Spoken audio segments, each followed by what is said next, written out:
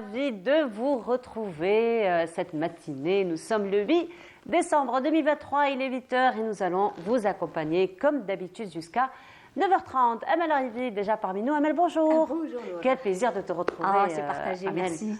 Surtout pour une journée comme aujourd'hui. Oui, alors là, n'est-ce pas? On te reçoit au bon moment. Exactement. Ah. Si c'était un autre jour avec un autre climat, non, je ne serais pas venue, je pense. Ouais. Non. Mais maintenant, un petit coucou. Un petit coucou à notre amie Mina. Bien sûr, Mina Abed. Qui certainement ne nous regarde pas. Du tout. Parce qu'elle fait la grasse matinée, oui, certainement, n'est-ce pas? Mais aujourd'hui, on te reçoit au bon moment. Ah oui, comme le dit si bien notre amie Sharifa.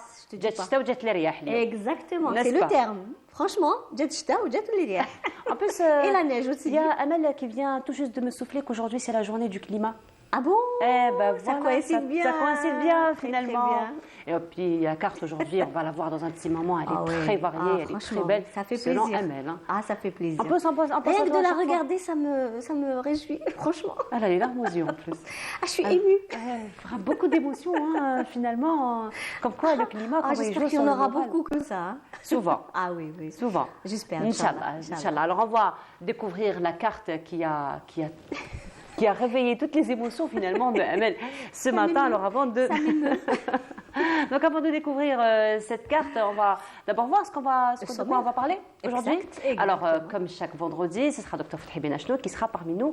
Ce matin, il va revenir sur, on va dire un fléau. Un fléau. On va dire un fléau social qui a ses retombées, qui a ses conséquences négatives sur la santé. Il s'agit de la violence contre les femmes et les enfants.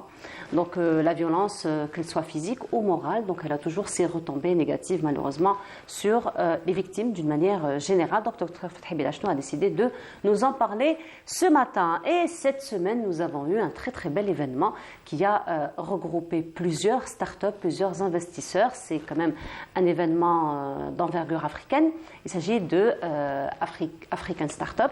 Donc voilà, c'est un événement qui a regroupé plusieurs startups. Alors, on va revenir en compagnie de nos invités sur la portée économique et surtout l'ouverture vers toute l'Afrique, donc pour qu'il y ait plus ample échange dans le continent africain. Et aussi, nous parlerons ce matin.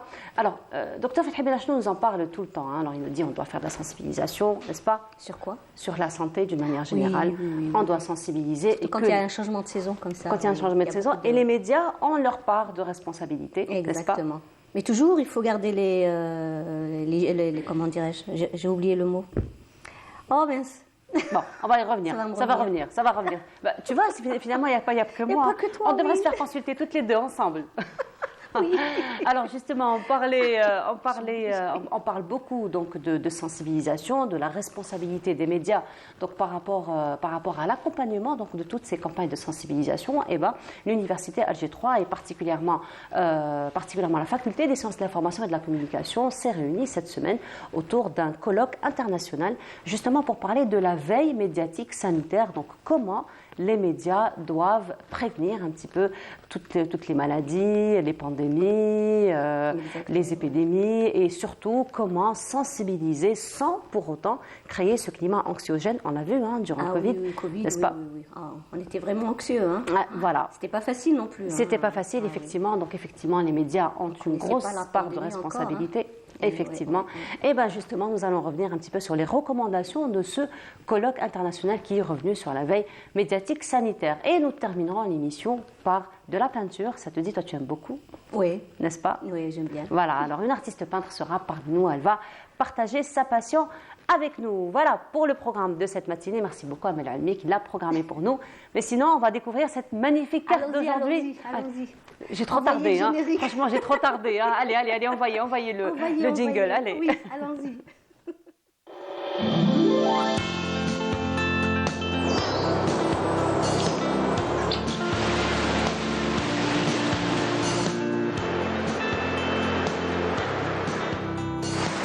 موبيليس تقدم لكم الأحوال الجوية. موبيليس معا نصنع المستقبل. Alors, il avait suffi que Amel voit son jingle, que la mémoire est revenue finalement. Finalement, c'était les gestes barrières. C'était les gestes barrières, c'est tout. Voilà. On en parlait tellement. Oui, pendant la pandémie. Grâce à la carte, finalement, la mémoire est revenue grâce à la carte. Alors, une carte très variée. C'est vrai que ce matin, nous avons été bien accompagnés durant la route. Hein. Exactement. N'est-ce pas? Mais ça va venir. Hein. Ça va venir cet après-midi, Inch'Allah. Ça va venir encore plus? Ah oui, oui. Inch'Allah. Inch'Allah, c'est ce qu'on espère. D'ailleurs, on est en vigilance orange. En vigilance. Précise, voilà. oui. Donc, finalement, on insiste encore une fois sur sensibiliser par rapport à la route. Soyez très, très prudents. Bon, c'est vrai que c'est de bon augure, mais soyez très, très prudents. Surtout, les chaussées sont glissantes en ce moment. Voilà. Surtout. C'est vrai que les premières pluies, généralement, elles sont un peu dangereuses. Oui. Voilà. Un peu plus de détails, Amel? Allons-y. C'est à toi. Merci, Nour. Bonjour à tous et bon réveil. Eh bien, Météo Algérie a mis sous vigilance orange quelques wilayas, des pluies localement assez marquées, parfois orageuses et même parfois accompagnées de grêle. Les wilayas concernés sont Boumerdès, Tipaza, Alger, Blida, Médéa, également Bouira, Tizi Ouzou, Béjaïa, Skikda, Annaba, Djidjel, Attarf, également Guelma, Sétif, Constantine, Soukaras, des quantités de pluie qui varient entre 30 et 40 mm et même peuvent arriver jusqu'à 60 mm, donc soyez très très prudents. Donc le climat, aujourd'hui, on aura un temps couvert, pluvieux, orageux, accompagné parfois de grêle sur les régions du centre et l'est du pays. Par contre, un ciel passagèrement nuageux sur les régions de l'ouest. À noter des vents assez forts sur pratiquement toutes les côtes, avec des vents qui vont arriver parfois jusqu'à 70 km/h, avec toujours de la neige probable sur les sommets durant cette nuit, sur les sommets du centre-est et l'est du pays, avec un ciel par contre souvent voilé cette fois-ci vers la moitié sud, le sud-ouest, la Saoura, le Nord-Sahara, les oasis. Ailleurs, rien à signaler, le soleil restera bel et bien présent. Mercure, cet après-midi, eh bien, le mercure affichera des températures assez agréables par endroits. Le maximum 23 degrés du côté de Tlemcen, 22 Oran, 18 Alger, 17 degrés à Annaba, également Biskra, 14 Tizi Ouzou, également Batna, 15 degrés à Tiaret, 11 Constantine, Sétif, 17 degrés à Djelfa, 16 degrés à Al-Bayad, 25 du côté de Béchar, 24 Gardaïa et Lizi, Insalah, 26 degrés à Adrar, 25 Tamanrasset, 28 à Tindouf et 31 à 33 degrés vers l'extrême sud, plus exactement Bolj Beji Mourtaj jusqu'à In Gazam. La mer aujourd'hui, eh bien, elle sera très agitée avec des vents forts aujourd'hui d'ouest en est, 50 à 60 km/h. Sur les côtes ouest, les vents seront de secteur ouest à sud-ouest, 50 à 70 km/h sur le centre et l'est, avec des vents de secteur ouest sur les côtes centre et ouest à nord-ouest sur les côtes est. Et bien sûr, on termine ce bulletin avec l'éphéméride. Pour aujourd'hui, eh bien, le soleil se couchera vers 17h32. Et pour davantage d'informations, bien sûr, vous avez les sites de Météo Algérie. Passez une excellente matinée avec la suite des programmes sur Bonjour d'Algérie et à tout à l'heure midi.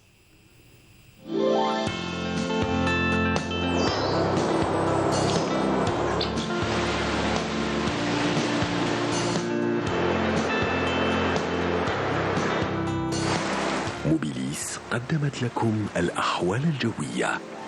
موبيليس معا نصنع المستقبل. Alors franchement, Amel, depuis le temps que nous travaillons ensemble, je crois que c'est la première fois que j'assiste à une météo aussi détaillée, aussi riche d'adjectifs, n'est-ce pas? Ah, j'aurais même ajouté d'autres. Hein, voilà, on aurait pu laisser un peu plus de temps à Amel, finalement, ça devient poétique. Ils sont passés trop vite. Trop vite. Météo aujourd'hui, très poétique, finalement. Bah, on peut refaire, il n'y a pas de problème. Laissez-moi m'exprimer un peu. Bah, vas-y, c'est à toi. Ça y est, allez, c'est bon. On le fera peut-être après Journal télévisé du midi, après celui de 19h, on aura plus de détails. Il y aura. N'est-ce pas? Il y aura plus de détails, donc plus d'adjectifs, plus de poésie. Je vais m'y mettre tout à l'heure. Ah, certainement. Je vais bien les préparer. On va pas rater les bulletins météo d'aujourd'hui, finalement. Alors soyez au rendez-vous. Voilà, en tout cas, il y a de bonnes nouvelles pour aujourd'hui. Soyez très prudents. Voilà, d'autant plus que la saison, elle a été quand même assez retardée. Au mois de décembre, donc on n'a pas eu de pluie. Mais effectivement, vigilance oblige. Toujours. Voilà. En tout cas, merci beaucoup, Amel. Amel, on se retrouve tout à l'heure après Journal télévisé du midi, après celui de 19h avec un peu plus de poésie. Inch'Allah. Voilà, merci beaucoup, Amel. Et ce sera pause musicale cette fois-ci en compagnie de Hani Shakel qui nous interprète une magnifique chanson qui nous rappelle notre identité. Et donc, je vous laisse voir cette chanson. Écoutez, et appréciez cette chanson. Et on se retrouve juste après.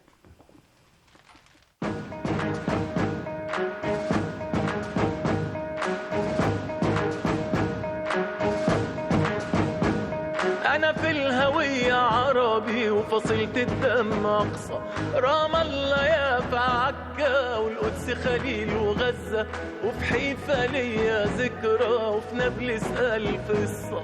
أنا وجعك فيا علم حسيت أوجع بدالك، خسران اللي عاديكي ونهايته بكرة هالي. الكل أكيد حزين في رقابنا ألف دين، وحقوق حنردها لك وحقوق حنردها لك. أنا قلبي سايبه عندك في شوارعك والبلاد، هتزول الغمة بكرة وحنخلع السواد. في القدس نصلي جهرا نعلن فرجا ونصرا، ونهاية الحداد ونهاية الحداد.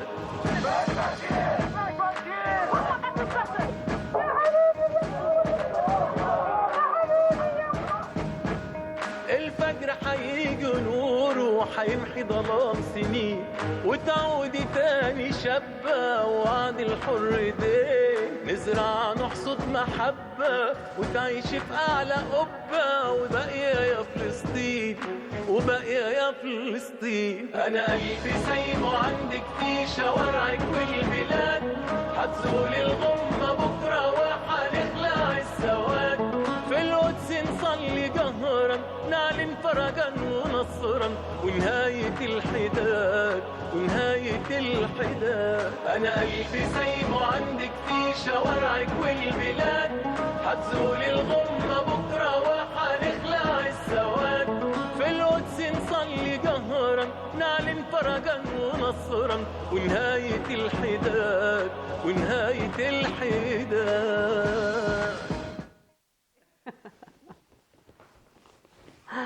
Donc la violence contre les femmes. Et de retour sur le plateau, et docteur Fethi Benachnou est déjà parmi nous. Docteur, bonjour. Bonjour, Sabah al-Khair. Sabah al-Anwar, comment ça va, docteur? Ça va. À chaque fois qu'il pleut, alhamdoulilah, je suis content. C'est vrai. On est content, mais on appelle encore une fois à la vigilance aujourd'hui. Oui, voilà. Vous savez que je viens de Blida. De Blida, oui. Mais vraiment, les conducteurs, c'est de la folie. C'est de la folie. Alors, le pire, c'est que vous avez un camion. Pas un camion, on a, alhamdoulilah, des bateaux. Oui. Des bateaux sur roues. Et en avant, il double, on a beau faire. Ensuite, il y a une chose, je ne sais pas, je lance ça comme ça, l'éclairage des autoroutes n'est pas adapté. On met comment on appelle ça, un lampadaire. L'éclairage est juste sous le lampadaire. Mais dès que vous quittez le lampadaire, il fait noir. Oui. Alors que ça doit être une lumière diffuse pour qu'on puisse... Et ça doit être, c'est technique, ça doit être des gens qui... comment éclairer une route. C'est pas planter des poteaux avec une lampe comme ça. Espérons, je lance ça comme ça. Voilà, vous lancez un appel, je ne pourrais pas vous répondre, on n'a pas un spécialiste avec nous. Le jour où il y aura, il faudra y penser. L'éclairage des routes, des autoroutes, c'est atroce. Voilà. Mais sinon, aujourd'hui, vous avez choisi un sujet très très particulier, docteur. Habituellement, on parle de maladies, on parle de virus, on parle de microbes, comme vous le dites si bien dans le sens algérien du terme. Mais aujourd'hui, vous avez choisi quand même un sujet qu'on classe aujourd'hui comme un véritable fléau de société, mais qui a finalement... Donc on en parle beaucoup sur le plan psychologique, mais c'est vrai qu'on ne parle pas tellement sur le plan santé. Et donc vous avez choisi finalement cet angle d'attaque de santé. Aujourd'hui, on va parler de violence contre les femmes et les enfants, n'est-ce pas? Oui. Je reste médecin. Hein. Oui. À chaque fois, je parle des microbes, tout ça, mais à chaque fois, je donne la définition de la santé par l'OMS. Oui. Il ne faut pas oublier. C'est vrai. C'est un état de bien-être physique, mental et social. Ça, c'est l'OMS, l'Organisation mondiale de la santé. On oublie. Être en bonne santé, ça veut dire absence de maladie. Non. C'est lorsque ces trois éléments sont réunis. Et à chaque fois, on socialise, on sociologise, si je peux me permettre, c'est... certains problèmes qu'on attribue tout de suite, c'est pas de la médecine, c'est pas de la santé. Or, la santé doit réunir, c'est un état de bien-être. Oui. Physique, oui, c'est normal, mental et social. Or, la violence, ça vous donne une destruction mentale et sociale. C'est vrai. Et donc vous n'êtes pas en bonne santé. Et phisique Et aussi, physique contre la aussi, violence et physique. contre la violence. Pourquoi j'ai pensé à ça? Hier, j'ai assisté à une journée, j'ai participé à une journée d'études d'une association de handicapés moteurs, Oui.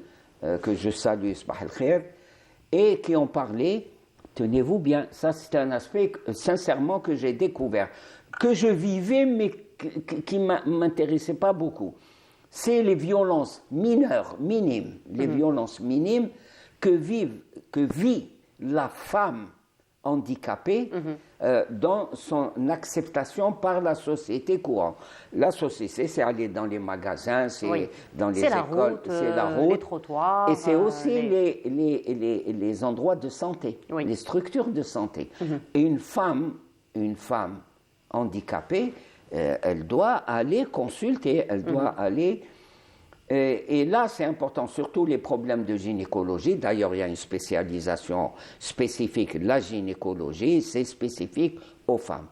Eh bien, on a étudié, que avoir accès à un examen gynéco chez une femme, ça demande un encadrement, ça demande du matériel précis. Imaginez une femme handicapée moteur. Comment qu'elle va monter? Toujours chez nous, c'est sur la table de consultation. C'est haut, tout ça, parfois même pour les personnes âgées. Et là, le fait de la priver, entre guillemets, de rendre ça difficile, et on a un témoignage terrible, une femme qui a maintenant 2 enfants, qui est cadre dans une société nationale financière, et qui nous racontait son expérience. Moi, maintenant, j'ai 62 ans, tout ça. Elle a 2 fils. Elle pense les marier. Et elle nous a raconté son accouchement, son premier accouchement. Et les remarques qu'on fait, comme c'est une femme, ce qui est naturel, ce qui est physiologique, c'est de se marier, de tomber enceinte, tout ça c'est physiologique. Automatiquement, chez une femme handicapée, c'est un événement, presque on lui reprochait. Oh là là, tout ça. Bon, il y a certains détails scabreux, mais c'est la réalité du terrain. Par exemple, comme elle était polio, on a une amyotrophie, c'est-à-dire que comme c'est paralysé, le volume musculaire, il n'est pas développé. Les muscles, c'est vous le travaillez, ils se développent, vous ne les travaillez pas. Donc son pied droit, elle a précisé, était. Donc il fallait qu'elle mette sur l'étrier, on appelle ça, pour qu'elle puisse. Eh bien, c'était tellement faible, son pied n'était pas habitué à... il glissait. Il fallait voir les remarques. Elle demandait, Ya Rabbi, quand est-ce que ça va se terminer? Non pas de la peur de l'accouchement qui est naturelle chez chaque femme, mais c'était les remarques violentes de la part. Donc, alors, docteur, là c'est très très important et c'est poignant quand même comme témoignage. Et je dis exprès. Voilà, c'est poignant comme témoignage, mais finalement dans le cursus d'apprentissage, je dis, de formation du paramédical, ce sont normalement des modules qui sont pris en charge. Oui, j'avais une prof, j'ai oublié son nom, prof de psychiatrie. Oui. Et il y a 40 ou 50 ans, on n'était pas encore né. Non, 40 ou 50 ans, non, pas on encore. n'était pas encore né. On commençait à s'intéresser à les inadaptés mentaux. Bien que 40 ans, peut-être. C'est pas ça qui m'intéresse. C'est le fait pour répondre à votre question, on a pris en charge en Algérie, les médecins ont pris en charge il y a des décennies cette question. On commençait à s'occuper des inadaptés mentaux.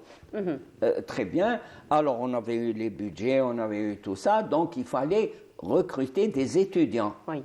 Beaucoup d'étudiants ont postulé pour suivre le cursus, comment former tout ça. Et cette prof, c'est une fille cassée, je connais son nom en étant jeune fille, une fille cassée, et qui a eu l'idée comme ça, devant les dossiers, puisque c'est des inadaptés mentaux, c'est une situation spéciale. Il faut une personnalité spéciale, il faut un engagement spécial. Eux c'était passer un examen, s'inscrire, donc ça restait dans un concept vaporeux, fumeux.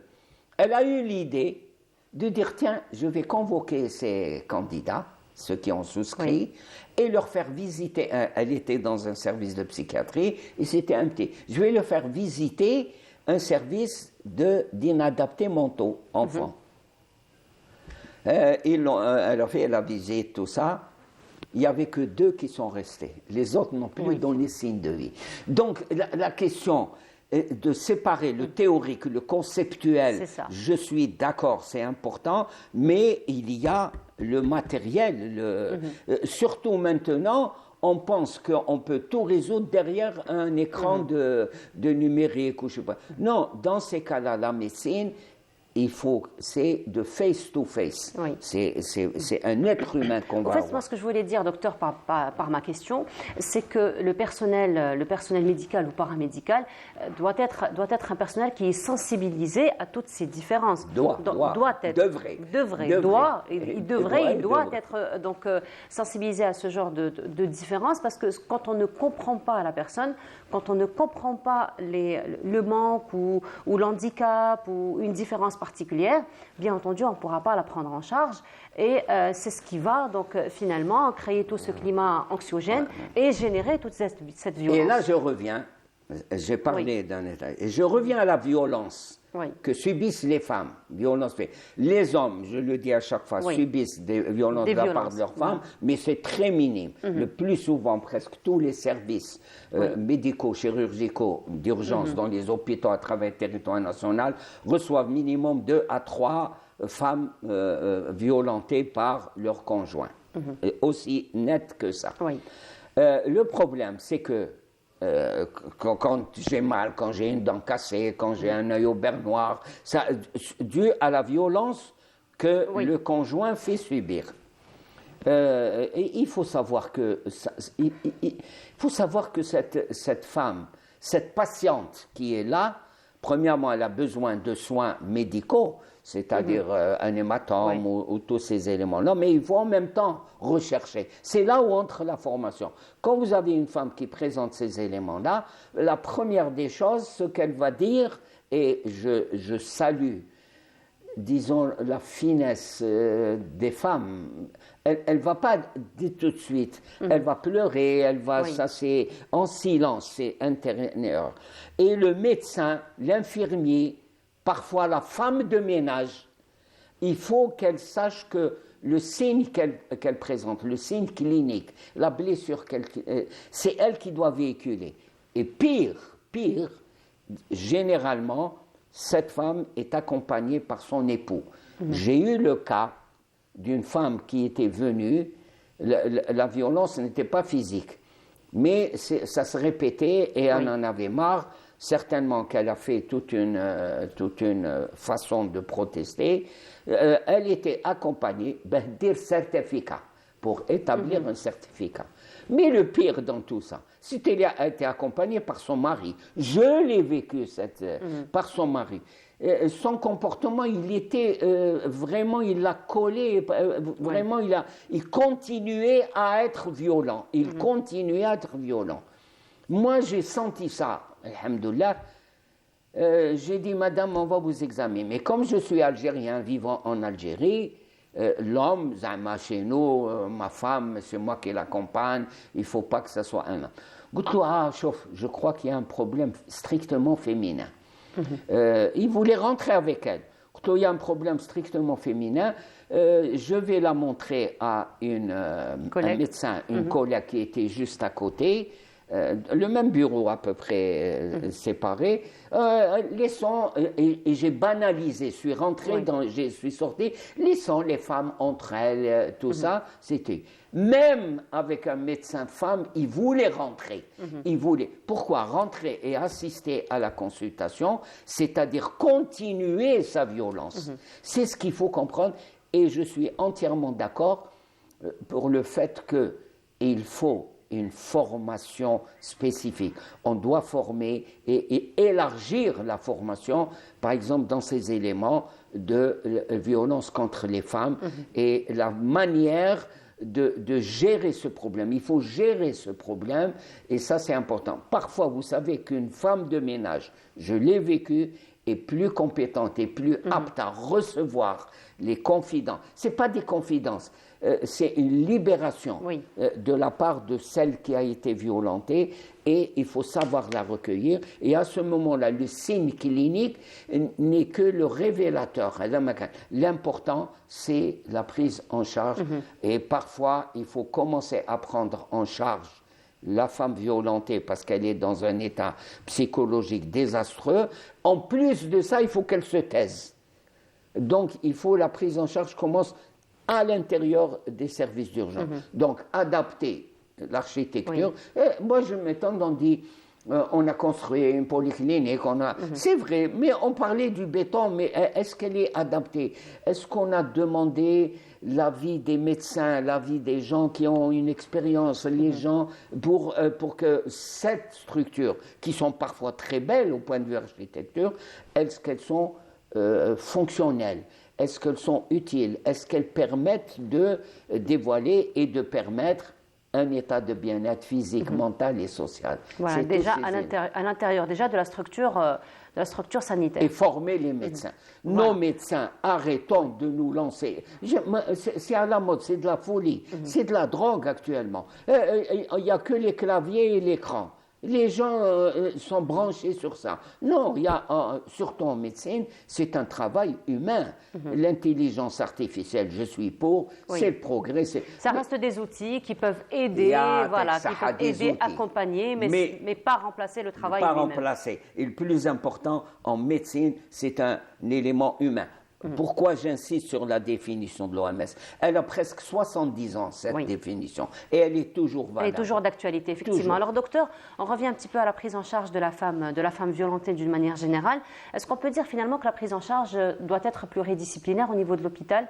Donc, parce que le médecin, il reste, on va dire, compétent dans sa spécialité. Mais est-ce qu'il y aurait peut-être d'autres disciplines qui pourraient donc compléter un petit peu la prise en charge de la femme qui viendrait? Je crois que il a dit I have a dream.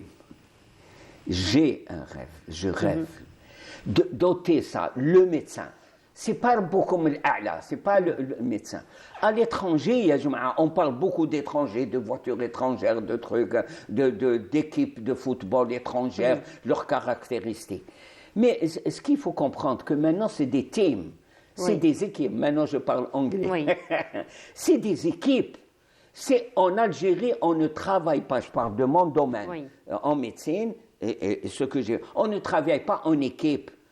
C'est ça l'important, c'est que l'équipe, il y a un médecin hongrois, qui a dit que même le médecin doit être pris en charge. Parce que des fois, il y a un élément trop lourd, très lourd psychologiquement, on doit l'aider, et si cet élément est lourd, parce qu'un médecin peut faire une projection positive, tomber amoureux, entre guillemets, ou bien il y a un rejet violent. Donc là, il est dans un état de mal-être qu'il faudrait penser, et il y a un médecin hongrois à créer une équipe qui doit se réunir régulièrement pour discuter de la situation de tel ou tel malade. En Algérie, non. Et c'est là où la question TAC est essentielle. Et c'est là où j'ai un dream. À partir du moment où on reste dans cet esprit, le médecin, chef de service, il n'y a pas de chef, il y a une équipe ça va. Vous savez que j'ai été en France grâce à une bourse, ça remonte à loin. Vous savez que le briefing du matin, avant de commencer le boulot, c'était dans un hôpital psychiatrique, Sainte-Anne, même les femmes de ménage assistaient au briefing. Les femmes de ménage assistaient avec l'équipe, les maîtres assistants, tout ça. Et chez nous, hélas, la femme de ménage, je m'excuse, c'est ce que je vis, Non, on lui posait des questions parce elle se baladait dans le service. Elle a des interactions finalement avec les patients. Malades, avec les parents des malades. Elle discutait, elles sont très sociables. Et on lui demandait, au fait, le malade de telle chambre, qu'est-ce qu'il en est. Et elle donnait des informations. Il a discuté avec moi, il a mangé, Tandis que nous, là, c'est uniquement... Il n'y a pas de briefing, globalement. Moi, je parle de mon expérience dans mes services. Il n'y a pas de briefing régulier, sauf avec Allah yarhamou, professeur Aytou Yahya, gynécologue Allah yarhamou, qui faisait un briefing de garde. Quand on était de garde le soir, le matin, à cette heure-ci, on allait à l'amphi et on lui présentait les malades qu'on a vus, les dossiers des malades.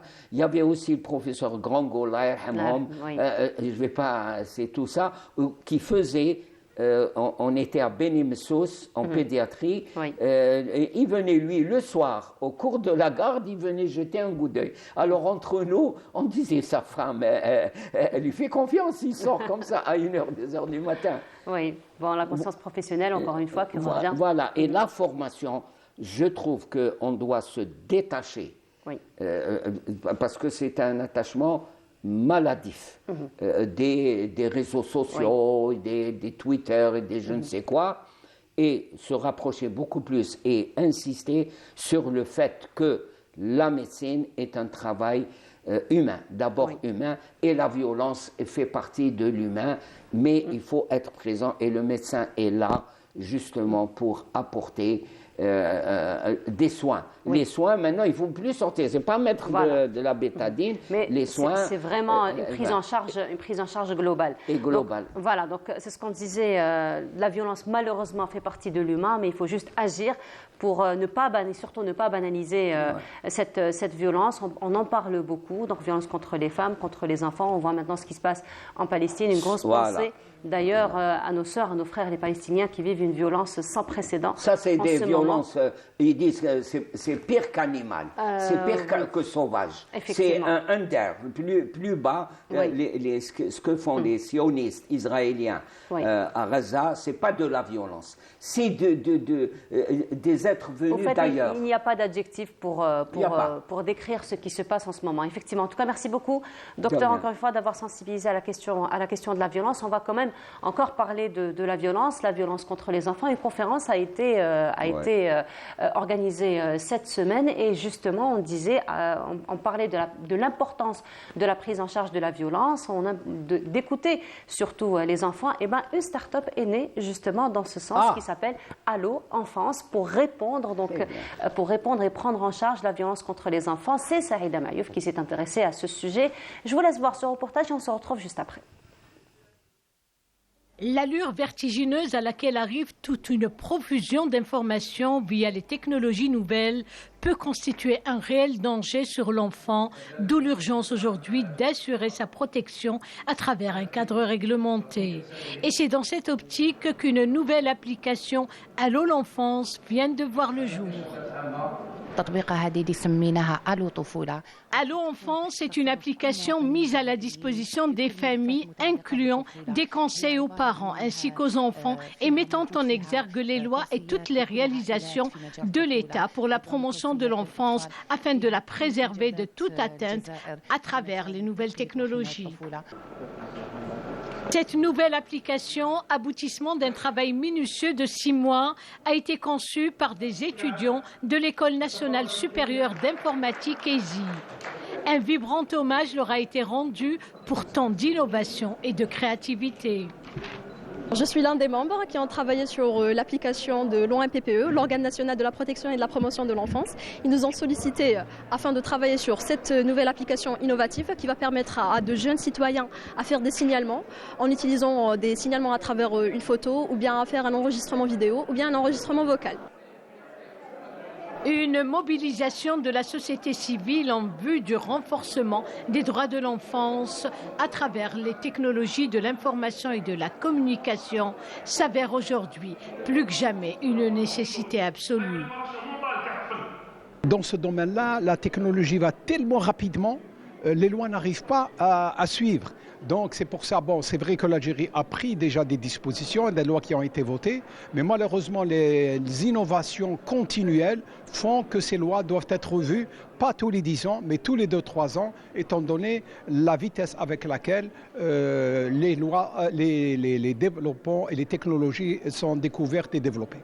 Cette transformation numérique et cette citoyenneté numérique qui est en train de s'opérer au niveau mondial nécessite aujourd'hui une adaptation, tout en préservant la protection de nos enfants. Cette protection nécessite une implication directe de la société civile avec le réseau qui est né aujourd'hui et qui se compose de plus de 260 associations. Mais les dynamiques nécessitent une initiative, une créativité, une adaptation entre les parents, les adultes avec les enfants. Les participants à cette rencontre n'ont pas manqué de mettre en avant le défi crucial de l'heure à relever, qui est celui de s'adapter à l'ouverture au monde des TIC, mais dans le respect de la culture et des valeurs de nos ancêtres. Sur le plateau, c'était donc un reportage de Saïda Mayouf. Elle s'est intéressée à cette start-up donc, qui est née pour répondre aux besoins des enfants violentés. Et les start-up, on en parle ce matin, puisque cette semaine, il y a eu le grand événement Algerian Startup Conference. Et nous en parlons ce matin en compagnie de nos invités, à savoir M. Mahdi Graham. Bonjour. Bonjour. Bienvenue à vous, Merci beaucoup. Alors, vous êtes chercheur au Centre algérien de développement des technologies avancées. Je suis chercheur au CDTA, c'est le Centre de développement des technologies avancées. Et vous êtes aussi Et membre... je suis aussi, ma deuxième casquette, aussi, c'est membre de la Commission nationale de labellisation des startups et des projets innovants. Marhaba bik. Et parmi nous également, M. Souhail Gessoum. Bonjour, marhaba bik. Bonjour. Alors, vous êtes membre du comité de labellisation des startups. Absolument. Voilà. Alors, cette semaine, donc, nous avons eu l'occasion de suivre un petit peu les événements, ou l'événement Algerian Startup Conference, ça devient une véritable tradition. J'ai envie de dire, en Algérie. L'événement est à sa deuxième édition. Oui. J'espère qu'il y en aura d'autres. D'ailleurs, on parle déjà... Jamais 203, hein, oui, bon, déjà le ministère des startups parle peut-être même de délocaliser l'événement en Afrique. Oui. Il a cette portée africaine et c'est un événement qui structure en fait cet écosystème africain, beaucoup plus de création de startups et de projets innovants. C'est un événement de taille, à vrai dire, pour l'Algérie. Et l'Algérie se trouve d'un coup leader d'un écosystème africain, d'abord par sa propre expérience, et ça, il faut le noter. L'Algérie a fait des pas notables en quelques années dans ce domaine de la start-up, de l'innovation technologique et dans le business model. Et l'Algérie a pris en main un peu cette question de la start-up africaine en organisant la première édition de l'African Startup Conference et cette deuxième édition qui est assez notable cette fois-ci et qui permet surtout de structurer tout un écosystème de start-up africain. L'Afrique, c'est l'avenir.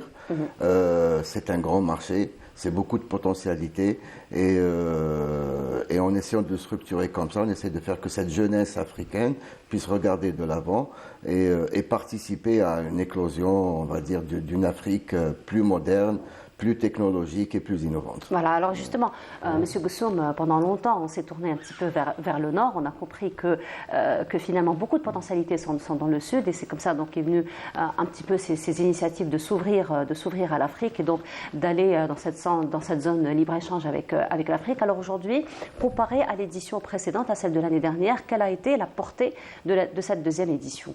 Alors moi, j'ai participé aux deux éditions, donc l'édition de l'année dernière et cette édition. Comme l'a si bien expliqué Mehdi, il y a une évolution notable, donc aussi bien qualitatif que quantitatif.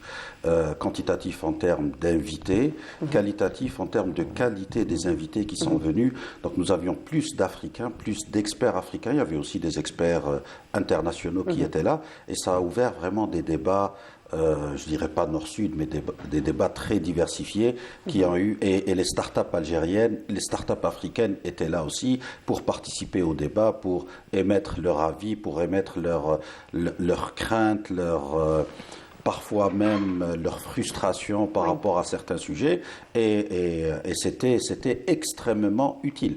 Alors moi j'aimerais souligner un point, c'est que effectivement on se tourne vers l'Afrique parce que on dit souvent que la croissance mondiale viendra dans les 50 prochaines années de l'Afrique. Donc la start-up est un élément fondamental de la croissance d'un pays. notamment dans les années qui vont venir.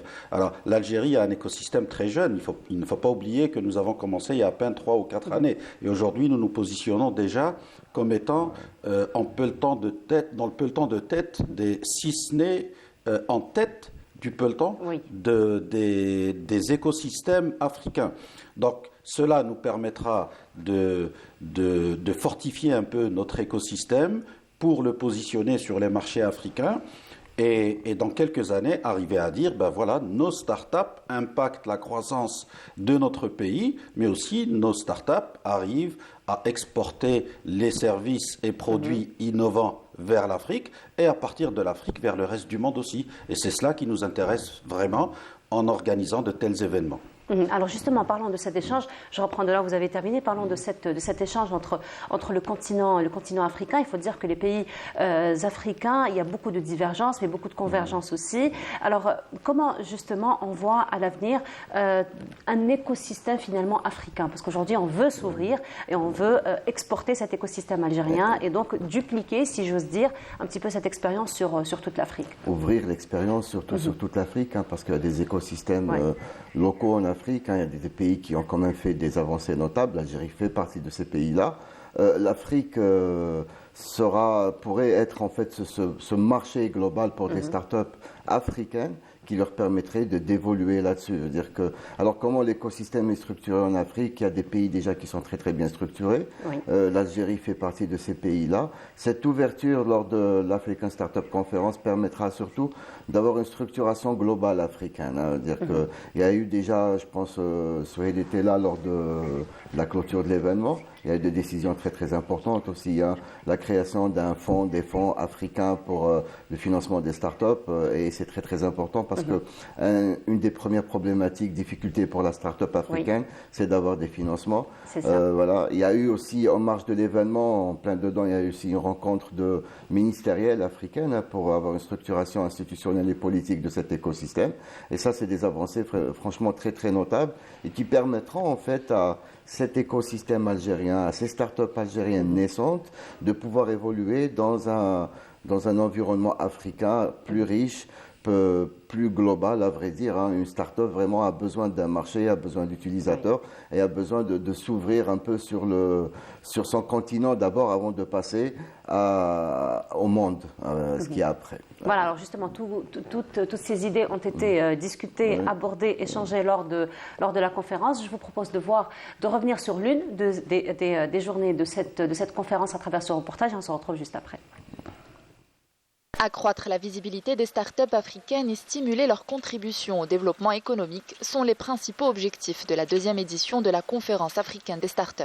Les 200 exposants présents à cet événement ont eu l'occasion d'échanger leur expérience et de présenter leurs produits en vue de conclure des accords de coopération.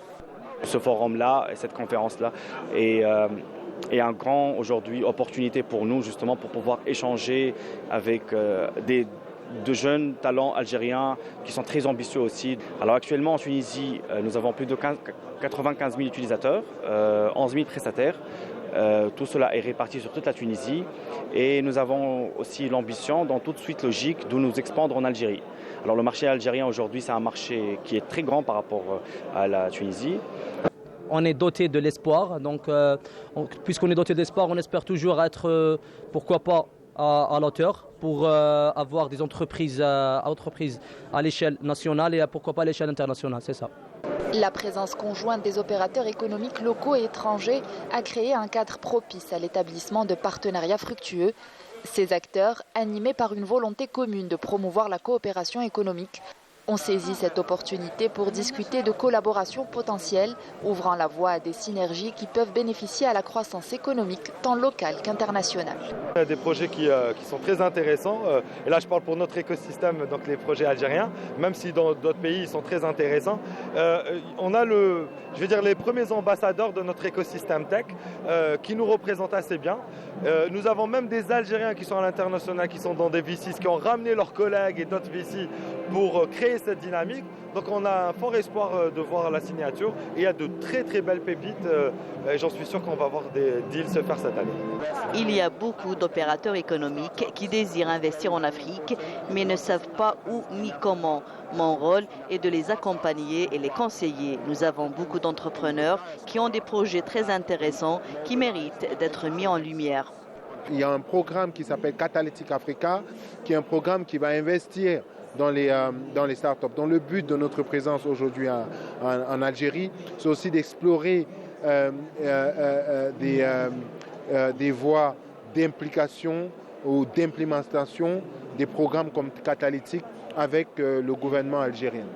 Les startups jouent un rôle essentiel en apportant une contribution significative à la réalisation des objectifs définis par l'agenda de l'Union africaine, ainsi que celui des Nations unies pour le développement durable et la stratégie de transformation numérique pour l'Afrique 2020-2030. Et voilà, de retour, c'était donc un retour sur l'une des journées de Africa Startup Conference. Et on continue donc d'en parler. Monsieur Goussoum, je reviens à vous. Alors, c'est vrai que nous avons dit que l'écosystème algérien, entrepreneurial algérien d'une manière générale, il est jeune, mais il a fait ses preuves en si peu de temps. Oui. Donc aujourd'hui, si on devait le définir, on dira quoi? Alors, je vais vous donner quelques KPI pour parler le langage start-up. Qui vont vraiment conforter la position de croissance, j'utilise encore un terme start-up, croissance, de l'écosystème. Il y a une année, nous recevions des demandes de labellisation de start-up qui étaient d'un niveau, je dirais, très modeste. Aujourd'hui, nous recevons vraiment des demandes de labellisation de projets très pointus en termes d'innovation. Qu'est-ce que vous appelez justement projet modeste et projet très pointu? Alors un projet modeste, c'est quelqu'un qui veut construire une marketplace et vendre en ligne. Voilà, c'est un projet, je dirais, où l'innovation, il y a probablement un peu d'innovation, mais l'innovation n'est pas très forte. Par contre, quand nous recevons un projet où nous avons des drones qui détectent grâce à l'intelligence artificielle un début de fumée dans une forêt et donc anticipent ou préviennent un feu de forêt, là, ça devient un projet très pointu. Surtout quand le projet est testé et marche parfaitement. Donc là, la start-up s'attaque à un problème économique et social extrêmement important pour le pays. Donc ça c'est le genre de projet que nous aimons voir. Quand des startups nous soumettent des projets dans le domaine de l'agriculture pour augmenter le rendement du blé ou le rendement d'un fruit ou d'un légume, là c'est un projet qui est très intéressant pour le pays. Et les projets, nous les voyons de plus en plus. Donc en qualité et en quantité, parce que nous recevons de plus en plus de demandes de labellisation, notamment avec le système ou le concept 1275 du partenariat entre l'université et le ministère de la Recherche scientifique, et le ministère des startups, pardon, nous recevons de plus en plus de demandes qui sont, entre guillemets, scientifiques. Donc là, nous mesurons le niveau d'amélioration de l'écosystème. En plus, nous voyons que de plus en plus de startups arrivent à réussir, de plus en plus de startups signent des contrats importants, et c'est cela qui nous fait plaisir. Maintenant, ce que nous devons faire, ou ce que je dirais le ministère des startups dans son évolution naturelle, va encore soutenir plus les startups qui ont des potentiels pour les aider à concrétiser leur croissance en Algérie, mais aussi, donc à travers l'organisation d'un tel événement, les aider à aller à l'international. Et là, ce serait vraiment, c'est notre rêve, c'est de voir nos startups envahir l'Afrique, et pas seulement l'Afrique, le reste du monde aussi, grâce à l'innovation qu'elles apportent ici. On a quelques exemples de certaines startups qui sont sorties des limites géographiques algériennes. Vous voulez que je cite des noms ? Des projets peut-être. Alors d'accord, je citerai des projets. Nous avons des startups dans le domaine du secteur pétrolier, nous avons des startups dans l'agriculture, nous avons des startups dans l'hydroponie, c'est ça? Donc nous avons eu beaucoup de demandes de labellisation dans ce domaine, et c'est des startups qui ont signé des contrats importants. Donc c'est des startups qui sont en train de travailler grâce à l'innovation et qui sont en train et c'est là où j'insiste, elles apportent de l'efficience aux entreprises avec lesquelles elles ont signé des contrats. Donc finalement, ce n'est plus un rêve. C'est un rêve qui commence réellement à se réaliser. Non, le rêve, c'est de voir cela se généraliser. Voilà. Ce serait Et ça va certainement venir. J'en suis Ça persuadé. va certainement venir, justement. Je reviens à vous, Monsieur Graham. Alors, il faut dire qu'aujourd'hui, nous avons tout un ministère qui s'occupe donc des startups. Cela prouve un petit peu la volonté politique donc, de généraliser ce rêve. Mais finalement, c'est un projet qui a touché un petit peu tous les secteurs, pas seulement le ministère des startups. Aujourd'hui, on voit des ONG qui investissent un petit peu dans le domaine. L'université, aujourd'hui, on voit que chaque université a son propre incubateur qui accompagne les étudiants donc à la réalisation de leur start-up, de leur projet. Alors justement, tous ces acteurs différents qui prennent, j'ai envie de dire, conscience de l'importance finalement de l'entrepreneuriat en Algérie. Qu'est-ce qu'on peut dire ? La start-up est en soi d'abord un grand vecteur de développement économique tel que l'a souligné Soheil. C'est aussi un vecteur de développement technologique. C'est-à-dire que si un pays veut se mettre dans ces nouvelles technologies, le monde aujourd'hui est en train carrément de vivre une nouvelle révolution, on va dire, technologique. Oui. Si un pays veut être dans cette révolution, le vecteur principal, c'est les start-up. C'est des vecteurs d'innovation, c'est des vecteurs de technologie et ils permettent un peu de diffuser un peu ces technologies qui sont généralement restreintes au milieu universitaire, académique, etc. Et c'est un outil aussi de valorisation de ces résultats-là. On l'a vu depuis un moment, depuis que l'université a un peu shifté dans ce monde de la start-up. Il y a eu carrément un changement de paradigme, ça fait une année. Et beaucoup de nos étudiants aujourd'hui sont devenus carrément des porteurs de projets innovants, des start-upers. Ils essaient de créer, ils acceptent ce rôle de création de richesse et de valeur ajoutée technologique. Et on voit que cette dynamique globale, on va dire c'est une dynamique globale, il y a eu cette première volonté politique, mais c'est devenu après une dynamique globale, d'abord entre ces deux ministères-là. Elle permet de structurer l'écosystème autour de l'innovation, autour de la technologie, autour de nos jeunes surtout. Ça, c'est très, très important. Je vous dis, en commission, on a eu... Parfois, on a ce plaisir, franchement, de voir qu'au fin fond d'une Algérie comme ça, qui est très, très grande, à vrai dire, il y a un jeune universitaire qui nous envoie un projet très innovant sur l'IA, sur l'électronique de pointe, sur ce genre de choses. Et ça fait plaisir. Ça fait plaisir.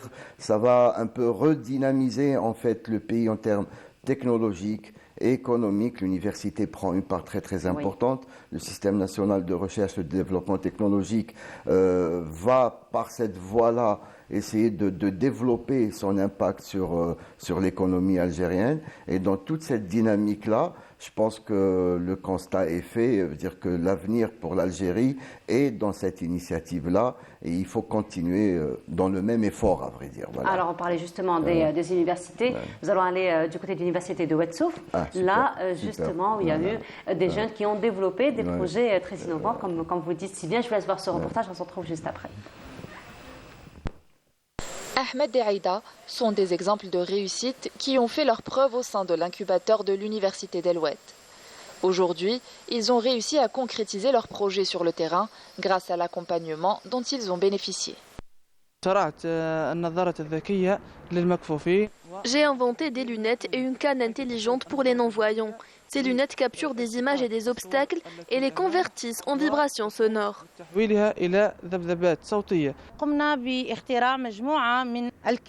Nous avons inventé une gamme de crèmes à base de plantes locales, des plantes à partir desquelles nous avons pu fabriquer plusieurs produits. Nous avons obtenu 7 brevets d'invention. Toutes les recherches que nous avons effectuées ont été faites dans le cadre de la préparation de thèses de doctorat.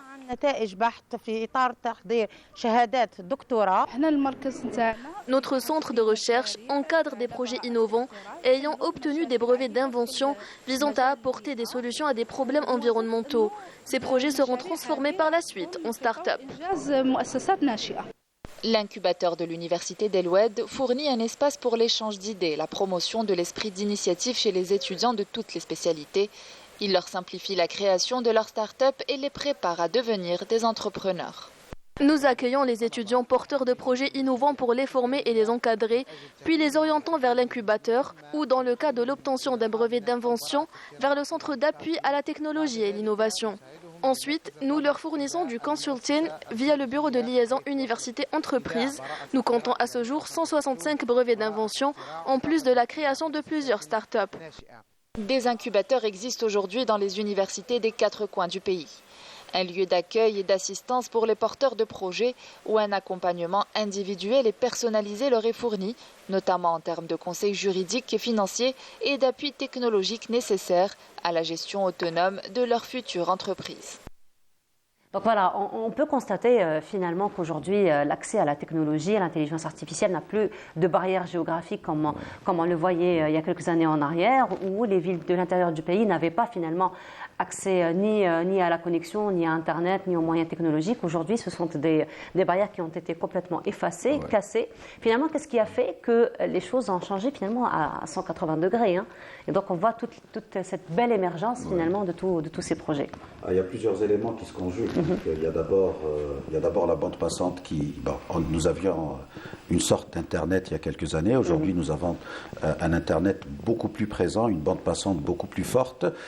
J'ouvre une parenthèse pour dire qu'il y a une offre d'Algérie Télécom pour les startups qui est extrêmement intéressante parce que c'est 350 mégas de débit à un prix vraiment dérisoire. Donc les startups doivent en tirer profit et bénéficier de cette offre. Vous voyez, les gens en général critiquent Algérie Télécom. Là, je les félicite, vraiment. Je les félicite en direct pour cette offre. Nous avons nous-mêmes bénéficié de cette bande passante. Elle est excellente. Voilà, donc ceci étant dit, je reviens donc au sujet. Donc il y a la bande passante qui s'est largement vulgarisée. Il y a aussi la période Covid où les gens ont appris à travailler de chez eux en étant localisés dans un endroit loin des technologies. Et ils ont appris à s'approprier la technologie, à l'exploiter avec des ressources très limitées. Donc aujourd'hui, maintenant que les choses se sont réouvertes, l'accès à l'information étant à partir de ma localité, j'arrive à travailler d'une manière très très forte. Et nous le voyons. Comme disait Mehdi tout à l'heure, du fin fond de l'Algérie, nous recevons des projets extrêmement innovants. Vous venez de le voir dans le reportage, ou de Ouedsouf, il y a des projets aussi extrêmement innovants. Et ça nous fait plaisir en tant qu'Algériens.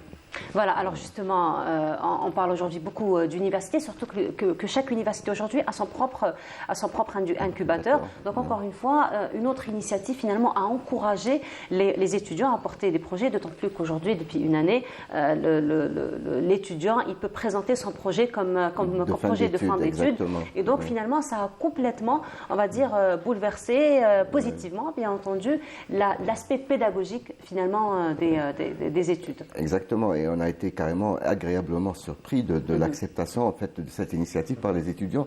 Ils ont pris ça par la main, ils ont tous commencé à essayer de développer leurs projets innovants, de se positionner en créateurs d'entreprises, en créateurs de richesses, etc.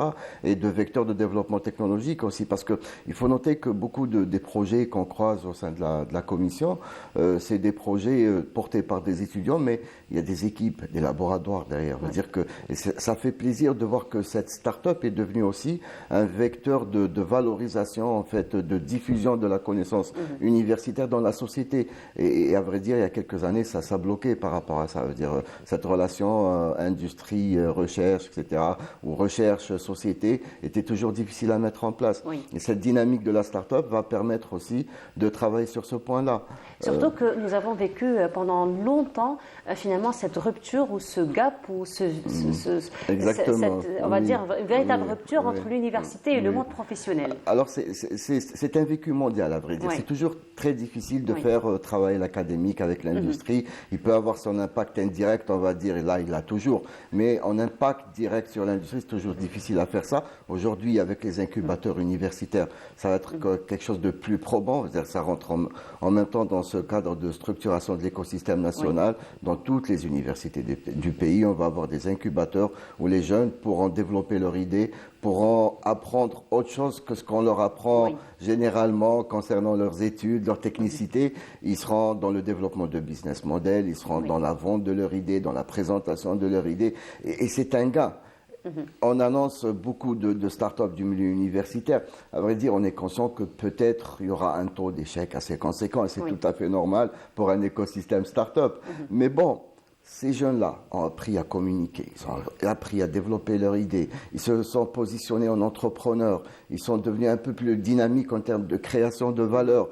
Et c'est pas perdu. Veut dire que même s'ils réussissent pas leur premier projet start-up, ils réussiront le deuxième ou le troisième. Voilà. Veut dire qu'ils vont réitérer avec ça. Sinon, tous les éléments d'accompagnement sont là. Voilà, aujourd'hui, l'Algérie aussi, même en dehors de l'université, l'université est en train de mettre en place tout un écosystème de facilitation de la création d'entreprises, de l'entrepreneuriat. Veut dire celui aujourd'hui qui veut créer sa richesse, qui veut créer son entreprise, trouvera toutes les facilitations pour le faire. Au sein de la commission, nous donnons des labels de projets innovants en premier lieu, mais surtout de start-up. Et ces start-up donnent des exonérations fiscales, des allègements à l'importation d'équipements en termes de développement technologique, beaucoup de facilitations qui vont permettre à ces start-upers de très vite devenir entrepreneurs. Il y a quelques années, là je parle de changement de paradigme en Algérie, c'était difficile de s'imaginer entrepreneur face à l'administration, face à toutes les difficultés, et il en connaît un petit bout sur elle, que peut rencontrer un entrepreneur. Et ça a changé.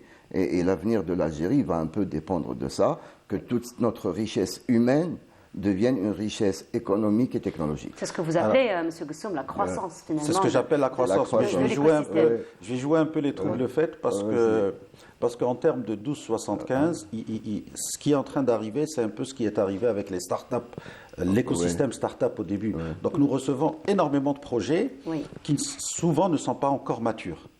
C'est normal, parce que c'est le début, et nous espérons que dans une année, dans 2 années, nous recevrons des projets beaucoup plus matures.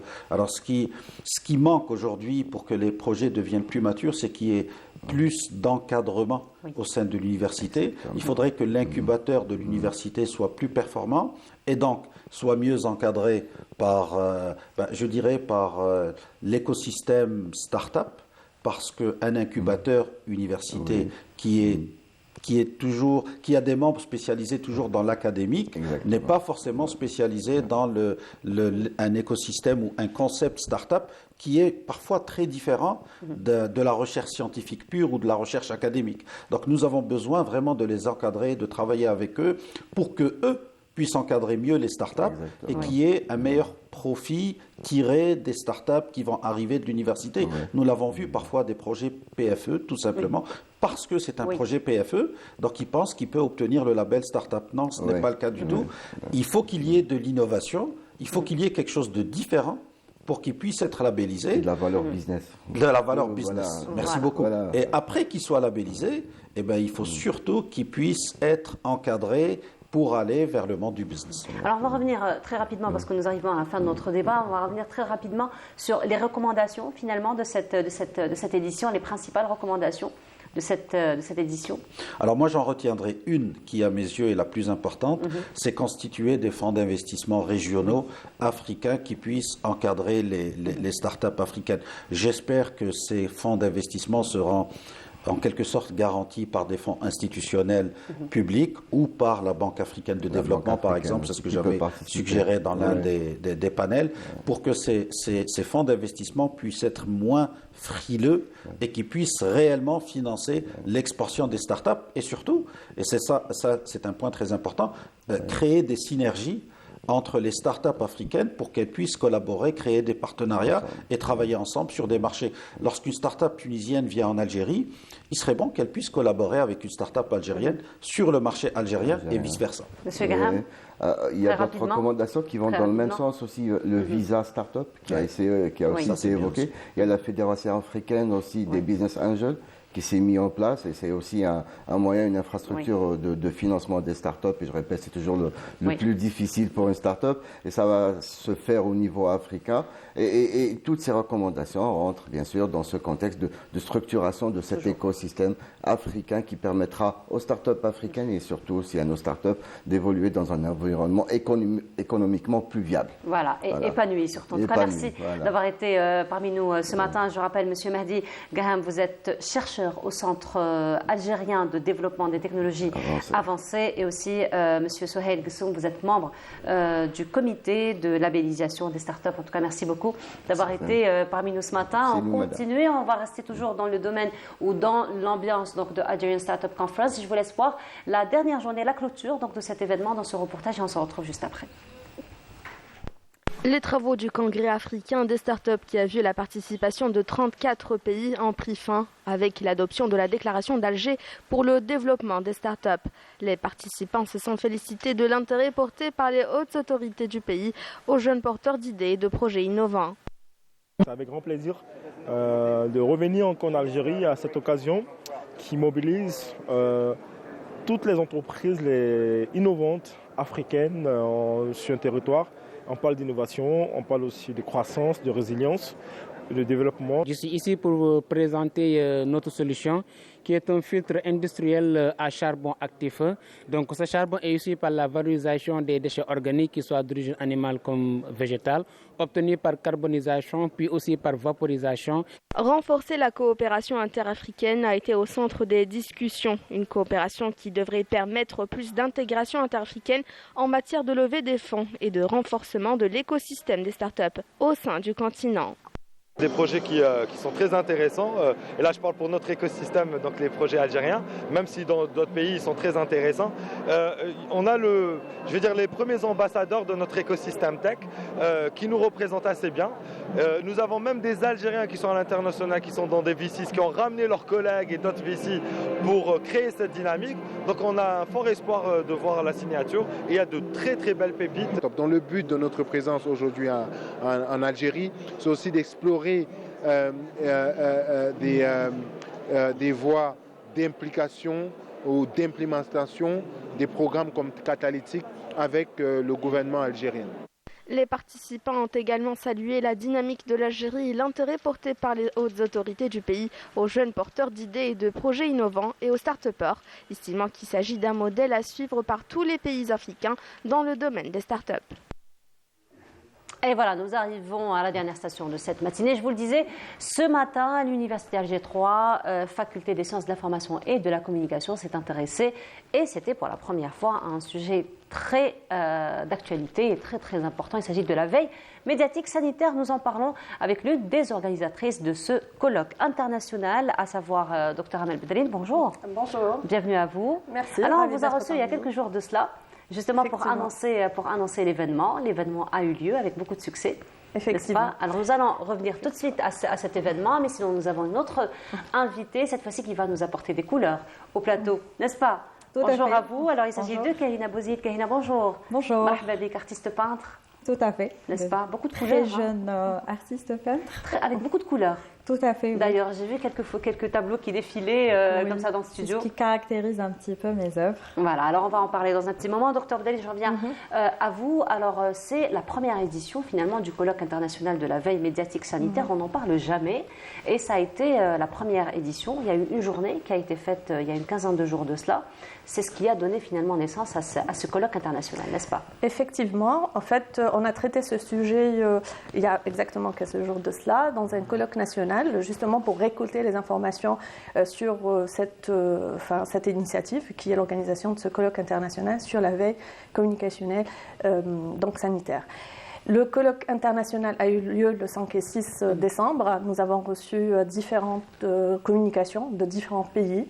Le but, en fait, était de justement récolter les informations et les actions, les stratégies que les autres pays ont mis en place pour pouvoir comparer et savoir s'il y a une possibilité d'adapter ces possibilités, ces solutions à notre pays. Alors justement, donc là on parle un petit peu d'échange d'expérience finalement entre les différents pays, sachant que les spécificités de société ne sont pas les mêmes. Donc finalement, est-ce qu'on arrive finalement à profiter de l'expérience des autres et à la probablement dupliquer ou l'adapter, on va dire, à notre société? Bien sûr, une adaptation est fortement recommandée, bien évidemment, vu le caractéristique de chaque pays. Et puis la nature du public, aussi la présence ou non des médias dans le secteur sanitaire. Donc tous ces éléments sont pris en charge, bien évidemment, mais il est toujours utile de savoir ce que les autres font. Bien sûr, on a eu l'occasion de découvrir surtout sur le plan organisationnel, c'est-à-dire la présence ou non d'institutions qui s'occupent de la veille. Donc, est-ce qu'on a des médias qui sont à l'extérieur, je veux dire les autres pays et nous, une petite comparaison, est-ce que les médias sont spécialisés dans cette veille sanitaire ou pas, etc. Donc, tout ça, ça nous a apporté beaucoup d'informations qui seront probablement pris en charge par notre pays. Alors c'est vrai qu'une crise, elle nous prend au dépourvu. On l'a vu d'ailleurs lors de la pandémie du Covid. On ne s'attendait pas, c'était vraiment du jour au lendemain. On s'était retrouvé devant une situation où on n'avait même pas de recul, même sur le plan recherche scientifique, même sur le plan biologique, même sur le plan médical. On n'avait pas assez de recul. Et donc, bien sûr, le corps médiatique dépend de ce corps de santé ou médical. Alors justement, aujourd'hui, pour prévenir, parce qu'on a eu quand même une expérience, n'est-ce pas, avec un Covid qui a été très dur donc pour tous les secteurs. Alors aujourd'hui que nous avons eu une expérience, finalement, quels sont les enseignements avec lesquels on sort et comment aujourd'hui les médias doivent-ils s'organiser justement pour organiser toutes ces veilles et appréhender ou anticiper les différentes crises? C'est vrai que tous les chercheurs, en fait, il est à noter que le colloque a réuni, c'est vrai, différents pays, mais aussi différentes spécialités. Oui. C'est-à-dire le corps médical est vivement invité à ce genre de colloque parce qu'on ne peut pas communiquer sans leur avis, sans savoir ce que nous devons dire et ce que nous ne devons pas dire, surtout au grand public, et comment le dire, bien sûr. Donc, pour ne pas revivre le climat anxiogène. Surtout. Exactement. Parce qu'on a tendance à beaucoup communiquer aussi tue la communication et peut créer des cas et des états d'émotions difficiles à gérer par la suite. Donc les psychologues, les psychiatres qui étaient très enchantés et étaient très intéressés par ce colloque. Pourquoi? Parce que tout simplement, c'est vrai qu'ils ont l'information, ils ont peut-être les recherches. Aujourd'hui, avec le recul, on s'intéresse à la veille sanitaire dans tous les secteurs, y compris le secteur médical, mais comment ils peuvent avoir le contact avec le public et pouvoir communiquer, on a toujours besoin de la presse pour le dire. Après, pourquoi international, pourquoi s'intéresser à l'expérience des autres pays? C'est très simple, tout simplement parce que le public aujourd'hui, il est international. C'est-à-dire, on a beau à vivre n'importe où dans le monde, on cherche l'information sur des médias qui sont accessibles partout et dans tous les secteurs. Qui veut dire qu'aujourd'hui, même si on est algérien, on vit en Algérie, on peut avoir des informations de d'autres pays, on peut s'intéresser à récolter l'information. Cette envie d'avoir toujours plus, de connaître toujours plus, nous laisse en quelque sorte sans frontières communicationnelles, j'ai envie de dire. C'est-à-dire on peut communiquer sur Internet, on peut chercher l'information sur Internet et avoir accès à d'autres environnements. Voilà. Alors justement, là vous évoquez un sujet très important qui sont les réseaux sociaux, qui est Internet, qui reste quand même un média à part entière, donc un média qui est complémentaire aux médias lourds, aux médias traditionnels que nous connaissons, mais Internet a aussi malheureusement son côté sombre et aujourd'hui on parle beaucoup de fake news, donc j'ai envie de dire un néologisme qu'on ne connaissait pas auparavant. C'est vrai qu'il y avait des concepts qui s'apparentent, on parle de propagande, on parle de rumeurs, mais aujourd'hui vraiment on parle de fake news qui deviennent un fléau dans la société et un fléau, un véritable enjeu pour les médias lourds. Effectivement, un fléau à traiter. Enfin, c'est un fléau international, j'ai envie de dire. C'est-à-dire qu'on ne souffre pas que nous de ces informations, mais tout le monde, dans tous les pays. Peut-être dans d'autres pays, souffrent plus que nous. Oui, généralement. Après, c'est vrai qu'il y a des solutions qui ont été évoquées dans ce colloque international. Parmi les solutions qu'il faudrait, et d'ailleurs ça existe dans certains pays, on l'a découvert pendant ce colloque, il faudrait créer une institution étatique qui doit être responsable de la veille sanitaire. C'est-à-dire, cette institution, c'est la seule source d'information fiable. Ça donnera une certaine rigueur, j'ai envie de dire, sur l'information sanitaire. Pourquoi l'information sanitaire? Parce qu'elle est très importante, elle peut nuire à la santé des gens, physique ou mentale, donc elle peut faire des dégâts à long terme, et on l'a bien vécu pendant le Covid-19. Aussi, il faudrait, pendant ce colloque en tout cas, les responsables, plutôt les chercheurs, les participants et les chercheurs, ont évoqué d'autres facteurs importants quand on parle de communication, c'est en quelque sorte de collaborer avec les personnes connues qui ont une bonne réputation dans leur société locale pour qu'ils puissent justement être porte-parole de cette information médicale après formation. Et ça peut être un journaliste, ça peut être un acteur, ça peut être un joueur, ça peut être une personne qui a de la réputation qu'on aime bien. Est-ce qu'on peut dire que nous parlons finalement de formation de leaders dans la société? Oui, effectivement, c'est ce qu'il faudrait faire et que ces leaders soient spécialistes justement en communication médicale. Par la suite, quand on parle d'information médicale, on n'est pas forcément obligé de tout dire et on n'est pas obligé de donner toutes les informations, tous les détails qui peuvent créer en quelque sorte des résultats négatifs, des résultats nocifs j'ai envie de dire, à la communication. Au contraire, il faudrait simplifier cette information médicale et former les gens à le dire simplement et quand est-ce le dire et le préparer à l'avance. C'est-à-dire, pourquoi la veille justement sanitaire, c'est d'être préparé à l'avance en cas où de crise sanitaire comme on l'avait déjà vécu. On l'avait déjà vécu. Voilà, effectivement. Alors, on n'avait pas beaucoup d'expérience et c'est vrai que même autant que médias, même les médecins, même le corps médical, on était un petit peu au début donc impressionnés finalement par ce qui se passait. Je voudrais juste donner la parole à Kahina par rapport au sujet que nous sommes en train de développer en compagnie du Dr Bedaïn. Alors Kahina, vous avez notre casquette, n'est-ce pas? Vous avez une autre casquette, vous êtes dans l'assurance, n'est-ce pas, dans le domaine des assurances, qui s'apparente beaucoup, d'ailleurs, au domaine de la santé. Alors, tout à fait. Qu'est-ce que vous pourriez faire comme commentaire par rapport à ce sujet-là? Alors, déjà, en premier lieu, notre rôle est de protéger les usagers. Oui. Et donc, il y a une population donc, au sein d'une entreprise ou qui sont dans le domaine de la santé, que ce soit des laboratoires pharmaceutiques, des laboratoires d'analyse ou bien donc, des centres de recherche.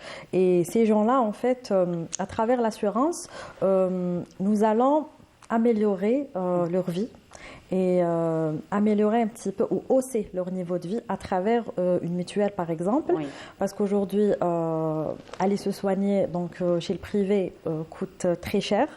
À l'hôpital malheureusement parfois on n'arrive pas à obtenir des rendez-vous et donc nous on va faciliter tout cela en passant par l'assurance, on va prendre en charge ces coûts-là qui sans cette assurance n'auraient pas pu se le permettre. Et donc en quelque sorte nous sommes en train d'améliorer le quotidien à travers des cotisations très très faibles qui vont englober tout le foyer. Voilà, donc finalement, ça aussi, ça fait partie de la responsabilité des médias, de promouvoir, de promouvoir donc ce qui se passe. Ça fait aussi partie de la veille, finalement. Oui, bien sûr. C'est un écosystème, finalement. Oui, effectivement, c'est tout le monde qui doit y participer pour avoir un bon résultat. Et au final, justement, c'est pour améliorer la vie quotidienne des citoyens. C'est complémentaire, en fait. Voilà, c'est complémentaire, effectivement. Donc, ça reste un écosystème, l'assurance, les médias, l'université. D'ailleurs, parce que généralement, ce sont les universités et les chercheurs qui posent des recommandations et c'est la société finalement qui adopte un petit peu toutes ces recommandations. Parlant de recommandations, donc quelles ont été les principales recommandations de ce colloque? Je retiens le plus important, c'est la création d'instituts de veille médiatique sanitaire. Ça, c'est très important justement pour focaliser l'information médicale et avoir une source d'information fiable, une seule source d'information, ça c'est important.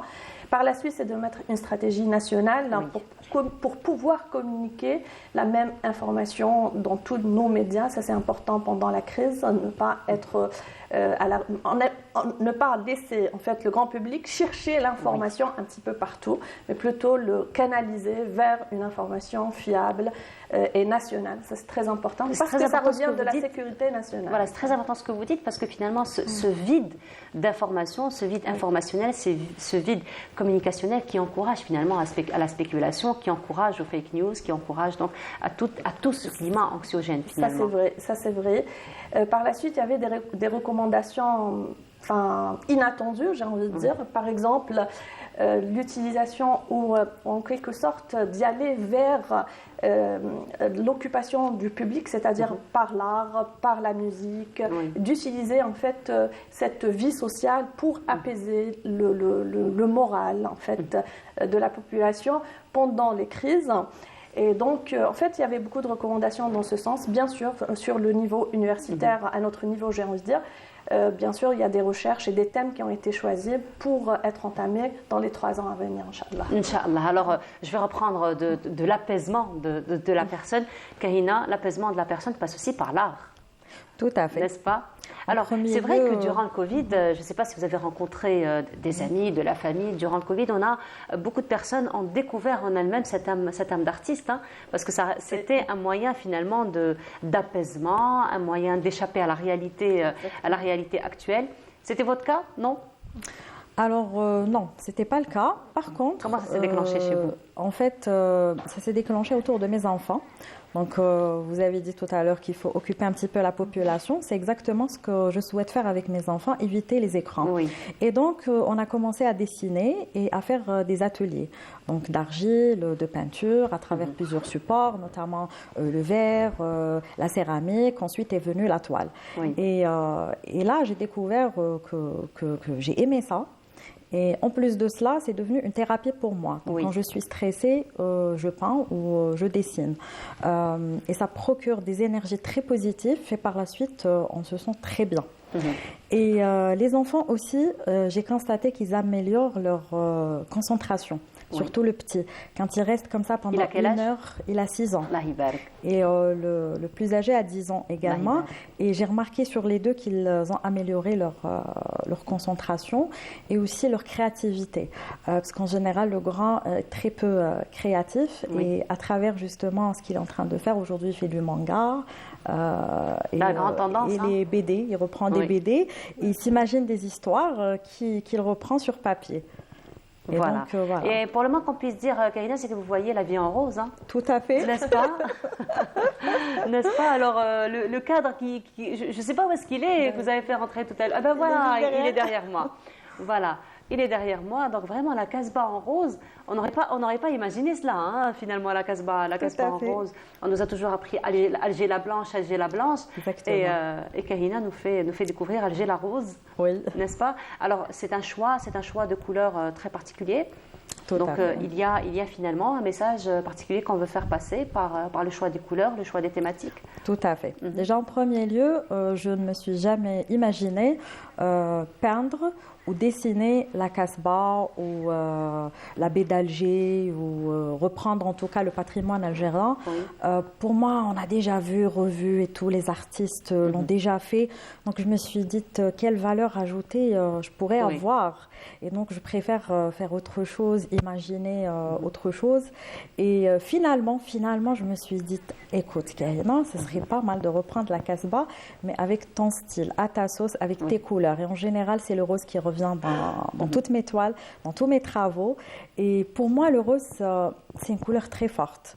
Donc ça capte, ça transmet des énergies très stimulantes. C'est en même temps une couleur apaisante parce qu'il y a des dégradés de rose. Quand on va vers un rose poudré, c'est calme. C'est aussi la couleur de l'amour, c'est la couleur de l'affection.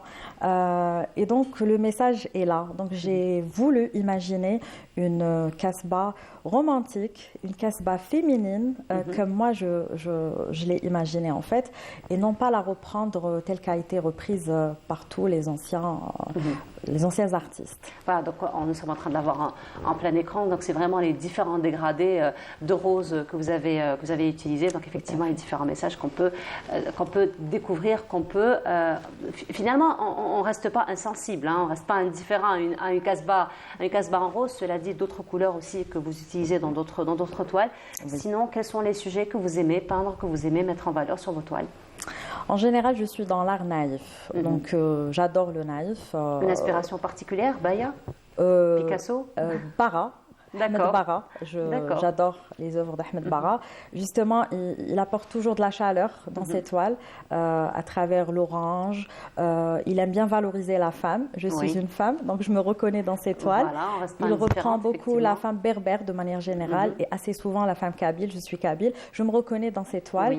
Il reprend une femme qui est belle en général aussi à travers le maquillage. Il maquille les yeux d'une certaine manière avec des couleurs forte aussi.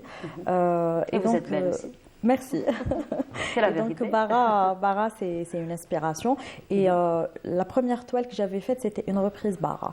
À ma sauce, bien entendu, pas à l'identique. J'aime bien aussi imaginer des choses. Donc je suis dans le naïf de manière générale. Voilà, nous avons un tableau que nous sommes en train de voir. Probablement, pourriez-vous commenter pour nous? Oui, en fait, là, j'ai voulu imaginer une ambiance en Kabylie. On voit les jarres, on voit une dame sur un rythme, on va dire, dansant. D'accord. Donc, elles vont faire leurs besoins quotidiens. Elles vont donc aller vers la fontaine. Et c'est plus l'ambiance bled, on va dire, que j'ai voulu reprendre sur cette toile.